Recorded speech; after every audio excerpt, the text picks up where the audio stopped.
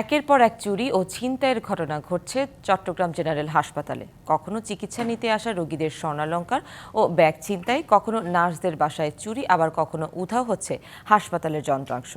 নিরাপত্তাহীনতা বাড়লেও জনবল সংকটে কার্যকর ব্যবস্থা নিতে পারছে না কর্তৃপক্ষ। সিসিটিভি ফুটেজটি চট্টগ্রাম জেনারেল হাসপাতালের। দেখা যাচ্ছে সংঘবদ্ধ চক্রের কয়েকজন নারী সদস্য বহির্বিভাগে চিকিৎসা নিতে আসা রোগীর এক স্বজনকে ঘিরে রেখেছে। কথা বলার এক পর্যায়ে গলার স্বর্ণের চেইনটি টান দিয়ে নিয়ে দ্রুত সটকে পড়েছে।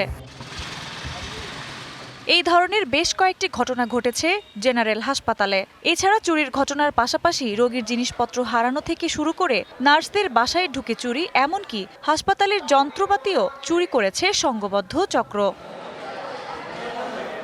এসব ঘটনায় স্থানীয়দের সম্পৃক্ততা থাকতে পারে বলে সন্দেহ হাসপাতাল কর্মীদের।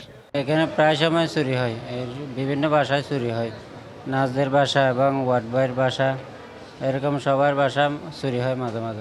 নতুন এবং ফিরে আসা গ্রাহকদের জন্য নগদে চলছে ক্যাশব্যাক সহ প্রতিদিন হাজারো উপহার জেতার সুযোগ। হবে আশা আর ফেরা, সারপ্রাইজ সেরা।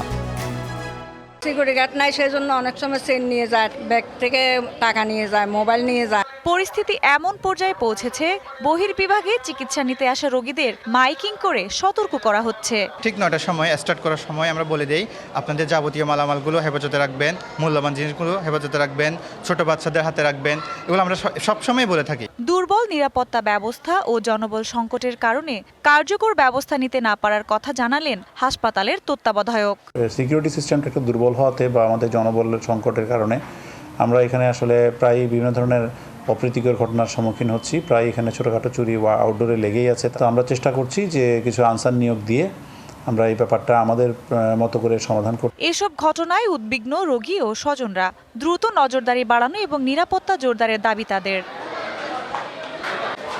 DBC news desk.